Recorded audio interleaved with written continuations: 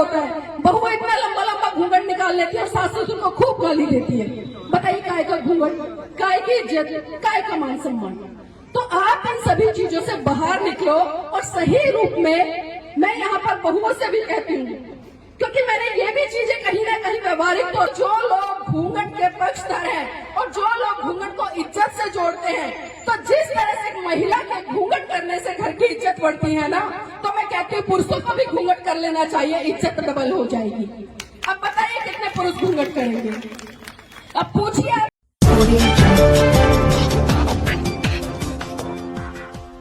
अब एक बार आप इधर देख लीजिए, मुझे मेरे पुरुष साथी भी यहाँ पर दिखाई दे रहे हैं, लेकिन किसी के सर पर आपको कोई कपड़ा नहीं दिखाई दे रहा है, किसी का कोई घूंघट दिखाई नहीं दे रहा है। तो क्या आज हम ये कह सकते हैं कि परम पूज्य बाबा साहब ने संविधान के अंदर जो पहला अधिकार दिया, समानता का अधिकार, क्या हम समान हैं? बताइए मुझे, क्या हम समान हैं? एक तरफ तो पुरुष इतने स्वतंत्र तरीके से बैठे हैं कुर्सियों पर, लेकिन वहीं मेरी मातृशक्ति गोद में बच्चों को लेकर घूंघट धारण करके बैठी है। तो क्या ये समानता है? बताइए मुझे, क्या ये समानता है? और क्या हम अपने आप को इस आधार पर बाबा साहब का अनुयायी कह सकते हैं?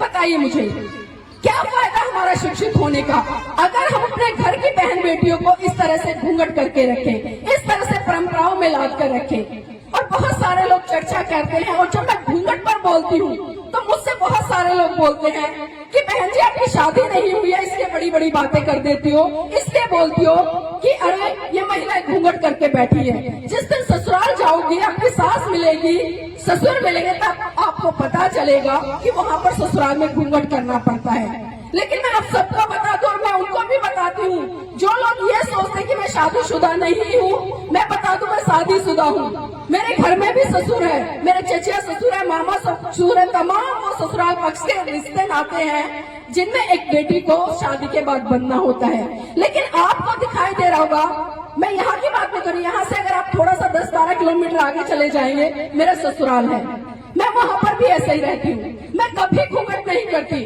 और जो लोग घूंघट को इज्जत से जोड़कर देखते हैं, क्योंकि खासकर मैंने महिलाओं को ही कहते हुए सुना है कि अरे बेटी है, ससुराल चली गई है, घूंघट तो करना पड़ता है, और घूंघट इज्जत का प्रतीक होता है। मैं उन लोगों को बता दूं कि जो लोग घूंघट के पक्षधर हैं और जो लोग घूंघट को इज्जत से जोड़ते हैं, तो जिस तरह से एक महिला के घूंघट करने से घर की इज्जत बढ़ती है ना, तो मैं कहती हूँ पुरुषों को भी घूंघट कर लेना चाहिए, इज्जत डबल हो जाएगी। अब बताइए कितने पुरुष घूंघट करेंगे?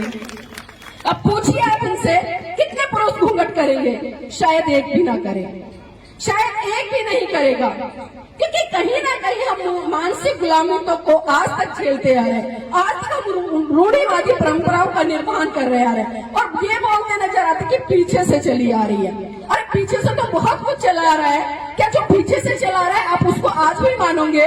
हो सकता है उस समय कुछ परिस्थितियां कुछ हो रही हो, लेकिन आज आपके पास में संविधान रूपी एक ऐसी ताकत है जिसने कि परम पूज्य बाबा साहब ने 4 बच्चे कुर्बान करके आपको सबसे पहला अधिकार दिया, समानता का। और एक चीज और देखिए, अगर यहाँ पर घूंघट को इज्जत से जोड़ा जाए या शादी के बाद बहू के संस्कारों से जोड़ा जाए, तो शादी के बाद जब लड़की अपने ससुराल में जाती है तो क्या होता है? थोड़ा परिवर्तन होता है। अगर वो अपने मायके में अपनी माँ को छोड़ के ससुराल में जा रही है तो उसको सास के रूप में एक माँ मिलती है। अगर वो पिता को मायके में छोड़कर जा रही है तो ससुर के रूप में उसको एक पिता मिलता है। अगर बड़े भाई को छोड़कर जा रही है तो वहाँ पर बड़े भाई के रूप में उसको एक जेठ मिलता है।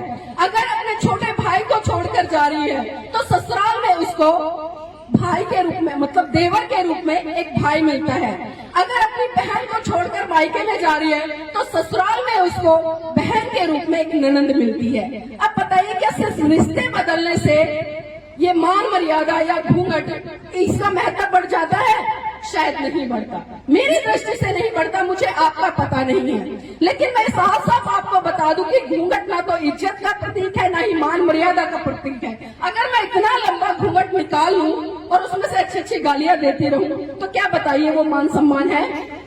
क्या वो मान सम्मान है? क्या वो इज्जत है?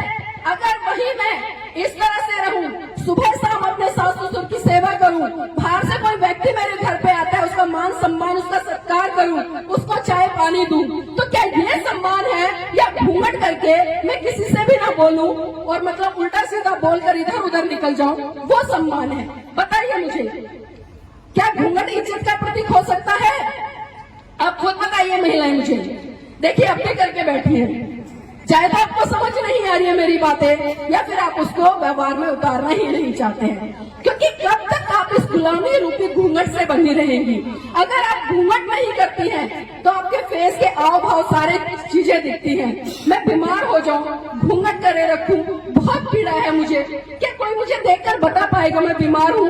अगर वही मैंने घूंघट नहीं कर रखा तो जो मेरे चेहरे पे पीड़ा के भाव आएंगे, जो दर्द के भाव आएंगे, सामने वाला देखकर तुरंत पहचान लेगा कि भाई कुछ ना कुछ पीड़ा है, कुछ ना कुछ परेशानी है, तो आपकी उस परेशानी का समाधान भी करेगा। और दूसरी चीज, आप आस पड़ोस में रहती हैं, आपका किसी ने घूंघट नहीं देखा, सपोज कीजिए आप दूसरे या तीसरे कहीं गाँव में चली जाए और वहाँ के साथ में कुछ मन चले लोग आपके साथ में किसी भी तरह की गलत हरकत कर दे और हमारे आस पड़ोस के लोग वहां से गुजर रहे हो, क्या वो कभी आपको बचाने का प्रयास करेंगे? वो देखकर भी निकल जाएंगे, क्योंकि वो आपको जानते ही नहीं। अगर उन्होंने आपको देखा होता, जानते होते, वो तुरंत आपके बचाव में आते, अरे ये तो हमारे गांव की बहन बेटी है, हमारी बहू है। वो बचाते नहीं बचाते? बताइए मुझे, बचाते नहीं बचाते? हाँ या ना? कुछ जवाब नहीं आ रहे आपके, बताइए। बचाते ना? तो घूंघट करने के देखिए कितने नुकसान है, फायदे नहीं है घूंघट करने के, नुकसान ही नुकसान है।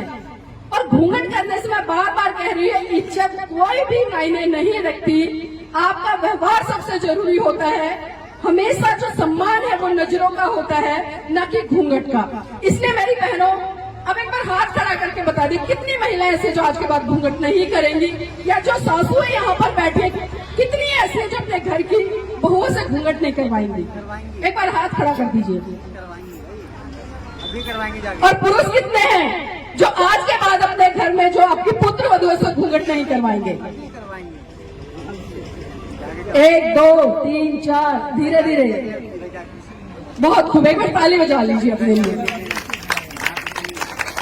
देखिए, अगर एक दूसरे को देखकर उठा रहे हैं या मेरे सामने उठा रहे हैं तो बिल्कुल मत उठाइए, बिल्कुल भी मत उठाइए, क्योंकि यहाँ पर हम बात उठा दें, क्योंकि अक्सर ये चीजें मेरे सामने बहुत बार आती हैं। मैं बहुत सारे कार्यक्रम में जाती हूँ, देश के कोने कोने में जाती हूँ, महिलाएं ही ये कहती हैं कि बहन जी, आपके सामने तो हमारे घर के पुरुष हाथ उठा लेते हैं और संकल्प ले लेते हैं कि आज के बाद हम घूंघट नहीं कराएंगे, लेकिन जैसे ही आप वहां से चली जाती हैं फिर घूंघट आ जाता है। और एक भी पुरुष ये नहीं कहता कि बेटी घूंघट मत करो। अब जब वो आपकी बेटी है तो घूंघट किस बात का? और एक चीज और देखिए, जब हम अपने बेटे के लिए लड़की को देखने जाते हैं तो सबसे पहले कौन जाता है लड़की को देखने के लिए? कौन जाता है? आपसे पूछ रही हूँ, बताइए।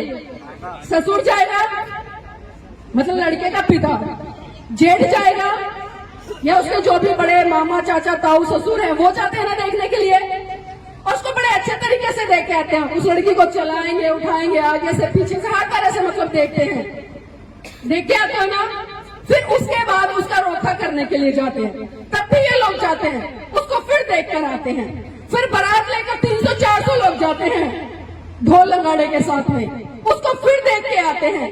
फिर उसको अपने यहाँ पर लाने के बाद बहुत बड़ा एक रिसेप्शन पार्टी करते हैं, स्टेज पे उसको साज संवार कर बिठा देते हैं, तब पूरा गांव उसको देख लेता है, सारे रिश्तेदार उसको देख लेते हैं। अब मुझे एक बात बताइए और खुद सोचिए कि जब आप अपने बेटे के लिए लड़की देखने गए तब आपने उसका मुंह देख लिया, रोका करने गए तब उसका मुंह देख लिया, बारात लेकर गए तब उसका मुंह देख लिया, और जब बारात वापस आपके घर आ गई, जब आपने रिसेप्शन पार्टी की तब उसका मुंह देख लिया। अब मुझे ये बता दीजिए कि ऐसी कौन सी आफत आ गई या ऐसी कौन सी कमी रह गई कि फिर आप उसका 2 गज का घूंघट निकलवा देते हैं? क्या ये बात सही है? सही है? जिसको मान सम्मान करना होगा ना वो बिना घूंघट के भी कर लेगा, और जिसको नहीं करना होगा चाहे आप कितना ही लंबा घूंघट करा दीजिए। मैं देखती हूँ गलियों में कई बार लड़ाई झगड़ा होता है, बहू इतना लंबा लंबा घूंघट निकाल लेती है और सास ससुर को खूब गाली देती है। बताइए काय का घूंघट, काय की इज्जत, काय का मान सम्मान? तो आप इन सभी चीजों से बाहर निकलो और सही रूप में, मैं यहाँ पर बहुओं से भी कहती हूँ, क्योंकि मैंने ये भी चीजें कहीं ना कहीं व्यवहारिक तौर पर देखी है, बहुओं को जब छूट मिलती है तो उसका नाजायज फायदा भी वो उठाती है। जिस तरह से आप अपने पिता का सम्मान करती हो, उसी तरह से आप अपने ससुर का सम्मान करो। जिस तरह से आप अपनी माँ का सम्मान करती हो, उसी तरह से आप अपने सास का भी सम्मान करो। जिस तरह से आप अपनी बहन से प्यार करती हो, उसी तरह से आप अपनी ननद से भी प्यार करो। जिस तरह से आप अपने भाई से प्यार करती हो, उसी तरह से अपने देवर से भी भाई के रूप में प्यार करो। जिस दिन इस तरह से बहुओं ने शुरू कर दिया और ससुराल पक्ष ने उसको बहू न मानकर बेटी मानना शुरू कर दिया, तो मैं कहती हूँ सारी रूढ़िवादी परंपराएं एक झटके में खत्म हो जाएंगी। लेकिन जरूरत है इन परंपराओं से बाहर निकलकर आने की। एक बार महिलाएं साथी हाथ खड़ा करने, सभी